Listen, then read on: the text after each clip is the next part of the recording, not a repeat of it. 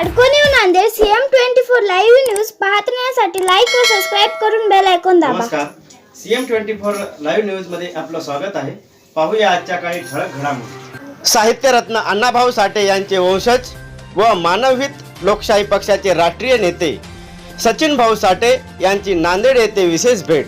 अण्णाभाऊ साठे नावाने विद्यापीठात अध्यासन केंद्र आणि त्या केंद्रास मंजुरी व आवश्यक निधी देण्यात यावे याकरिता समाज भरपूर प्रयत्न करत आहे। हा प्रश्न लवकरात लवकर मार्गी लावावा यासाठी व समस्त मातंग समाज एकत्र यावा आणि मानवहित लोकशाही पक्षाचे पदाधिकाऱ्यांशी संवाद साधण्यासाठी नांदेड येथील शासकीय विश्रामगृह येथे सचिन भाऊ साठे आले असता या ठिकाणी परिवर्तनवादी चळवळीचा बुलंद आवाज अशी ओळख असणारे दैनिक साहित्य सम्राट या वृत्तपत्राच्या वर्धापन दिनानिमित्त बहुजन नायक विशेषांकाचे प्रकाशन करण्यात आले। यावेळी मानवहित लोकशाही पक्षाचे कोर कमिटी अध्यक्ष ॲडव्होकेट TN कांबळे, महाराष्ट्र राज्य प्रचारक व्यंकटी सोनटके, अण्णाभाऊ साठे क्रांती आंदोलनचे संस्थापक सतीश कावडे, महाराष्ट्र शासनाच्या साहित्यरत्न लोकशाहीर अण्णाभाऊ साठे चरित्र साधनेचे प्रकाशन समिती सदस्य शिवा कांबळे, जिल्हा अध्यक्ष मालोजी वाघमारे, तर दैनिक साहित्य सम्राटचे कार्यकारी संपादक सूर्यकांत तादलापूरकर, संजय कुमारजी गायकवाड, निलेश तादलापूरकर, बालाजी वाघमारे, बसवंते आणि व्यंकटी सोनटके, अण्णाभाऊ साठे क्रांती आंदोलनाचे जिल्हा अध्यक्ष शिवाजी नुरुंदे, किशन इंगळे, प्रवीण बसवंते, आकाश सोनटके, प्रल्हाद राहिरे, लोहा तालुका अध्यक्ष शिवराज दाढेल। तर यावेळी मानवहित लोकशाही पक्षाचे पदाधिकारी, कार्यकर्ते व मातंग समाजातील बरेच कार्यकर्ते उपस्थित होते। जय लवजी, जय अण्णा, जय भीम। महाराष्ट्र शासन राज्याचे उच्च व तंत्र शिक्षण मंत्री उदयजी सामंत नांदेडला येणार आहेत ही वार्ता आम्हाला कळाली आणि गेल्या काही दिवसापूर्वी मंत्री महोदयांनी विद्यापीठामध्ये अण्णाभाऊंच्या नावानं अध्यासन केंद्र सुरू व्हावं म्हणून त्यांनी घोषणा केलेली होती। त्या घोषणेची पूर्तता झाली नाही म्हणून दुसरं निवेदन आम्ही देण्याच्या तयारीत काल होतो आणि त्याच दरम्यान सचिन भाऊ नांदेडला दौऱ्यानिमित्त अण्णाभाऊंच्या जयंतीच्या कार्यक्रमाच्या निमित्त नांदेडमध्ये आहेत ही वार्ता कळाल्यानंतर मी सचिन भाऊंना फोन केला आणि मग सचिन भाऊंना विनंती केली की मंत्री महोदय नांदेडला येत आहेत आणि अण्णाभाऊंच्या अध्यासन केंद्राविषयी आम्ही निवेदन देणार आहोत, तुम्ही या। म्हणजे किती तत्परता की ताबडतोब माई सावित्रीबाई आणि सचिन भाऊ नांदेडला आले। नांदेडला आल्यानंतर आम्ही रेस्ट हाऊसला रात्री मंत्री महोदयांची भेट घेतली। त्या भेटीमध्ये सचिन भाऊंनी आणि माई सावित्रीमाईंनी खूप छान पद्धतीनं अण्णाभाऊंच्या अध्यासन केंद्राविषयी विनंती केली आणि त्यांना सांगितलं की बाबा हे अध्यासन केंद्र सुरू झालं पाहिजे, त्या तुमच्या काळामध्ये घोषणा केली आणि ते पूर्तता झाली पाहिजे अशी विनंती केली। आणि मग आज सुदैवानं मंत्री महोदयांनी कुलगुरू महोदयांना सांगितलं आणि 28 तारखेला उद्घाटन होणार आहे अशी घोषणा त्यांनी केली।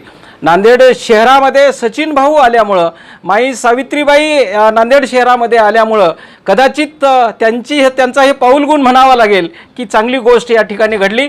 नांदेडच्या अनेक सामाजिक संघटनांनी, अनेक कार्यकर्त्यांनी गेल्या अनेक वर्षापासून हा लढा चालू ठेवला होता।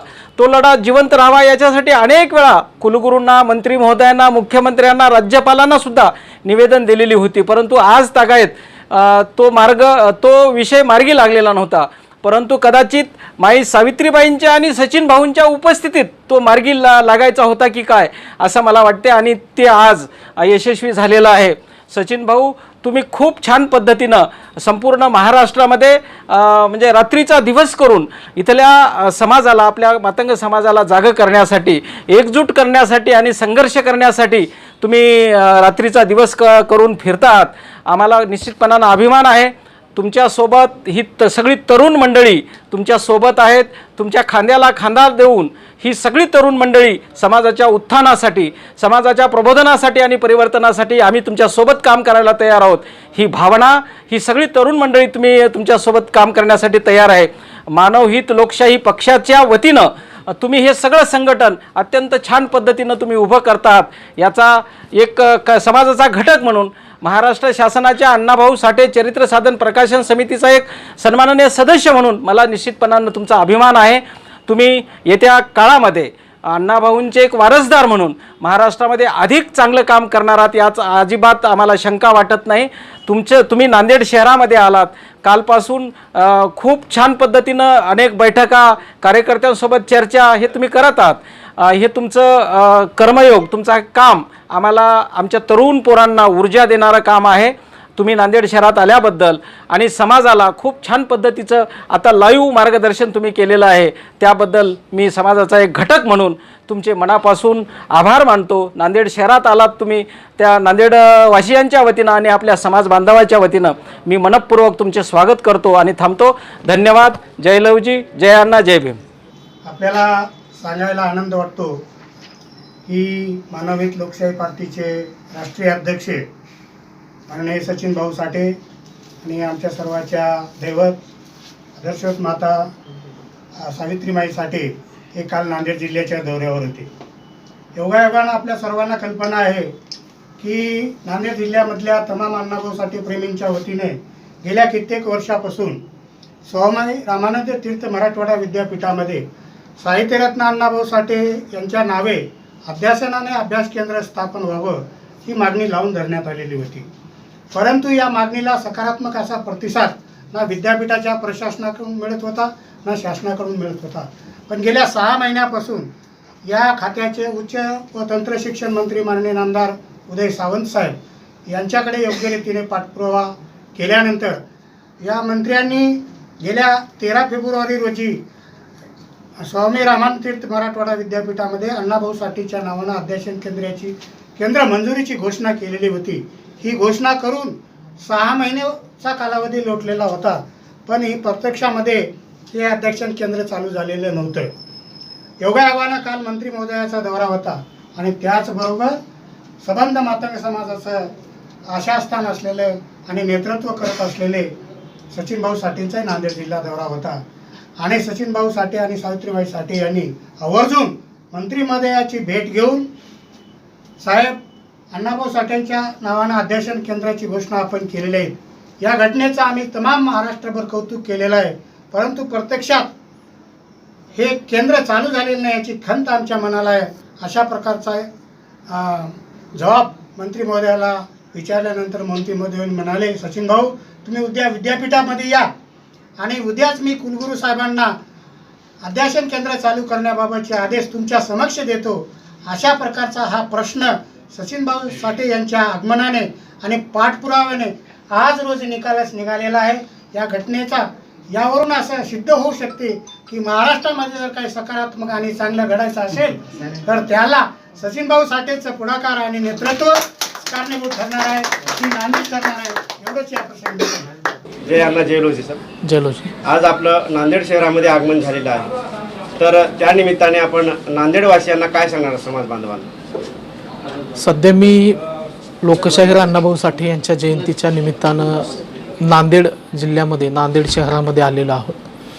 या येण्याचं निमित्त सत्यशोधक अण्णाभाऊ साठे यांचा हा जयंतीचा जो सोहळा आहे, जयंतीचे हे सर्व ऑगस्ट महिना आहे, या जयंतीच्या निमित्तानं मी या अत्यंत महत्त्वाच्या अनुषंगानं या नांदेडमध्ये आलो आहे. त्याचा एक पहिला भाग म्हणून आज आम्ही काही नांदेडच्या शिष्टमंडळासहित नांदेड विद्यापीठामध्ये लोकशाहीर अण्णाभाऊ साठे यांच्या नावाने अध्यासनाची घोषणा सन्माननीय शिक्षण मंत्री, उच्च शिक्षण मंत्री यांच्याकडून झाली होती गेल्या 6 महिन्यापूर्वी.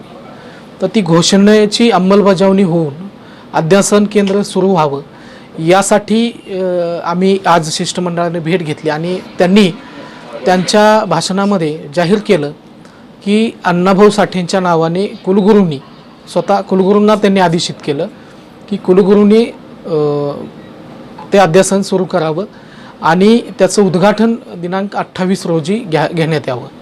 आणि मग हे एक विशेष आणि महत्त्वाचं अण्णाभाऊंच्या साहित्याचा प्रचार आणि प्रसार या अनुषंगाने होत असलेले या कामासाठी मी या ठिकाणी आलो होतो. दुसरा एक भाग म्हणून साहित्य सम्राट या महाराष्ट्रातल्या परिवर्तनवादी चळवळीचा वर्धापन दिन होता आणि या वर्धापन दिनाच्या निमित्तानंही त्यांना शुभेच्छा देणं आणि अशाच या साहित्य सम्राट दैनिकाचा चळवळीला गरज आहे. अण्णाभाऊंचे विचार आणि त्यांचं कार्य सातत्यानं समाजाच्यावर होणारे अन्याय अत्याचार हे सतत मांडत असतात आणि या माध्यमातून समाजाला न्याय देण्याचा प्रयत्न करत असतात.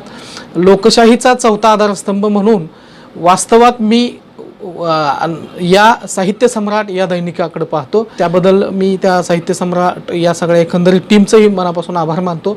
आणि दुसरा एक विषय आहे की नांदेड जिल्ह्यामध्ये येत असताना नांदेडमधल्या एकंदरीत समाजाची संख्या आहे ती प्रचंड मोठ्या प्रमाणात आहे आणि इथल्या माझ्या समाज बांधवांनी वैयक्तिक मतभेदामध्ये न अडकता आपण एका महापुरुषांचे ज्यांनी स्वतःचं आयुष्य राष्ट्राच्या निर्मितीमध्ये खर्च केलं, स्वतःचा प्रचंड मोठा त्याग केला आहे, स्वतःला देशाला समर्पित केले, अशा या महापुरुषांचे वारसदार म्हणून आपण सर्वजण या महापुरुषांचा लढा पुढे घेऊन जाण्यासाठी सर्वांना संघटित होणं अत्यंत गरजेचं आहे.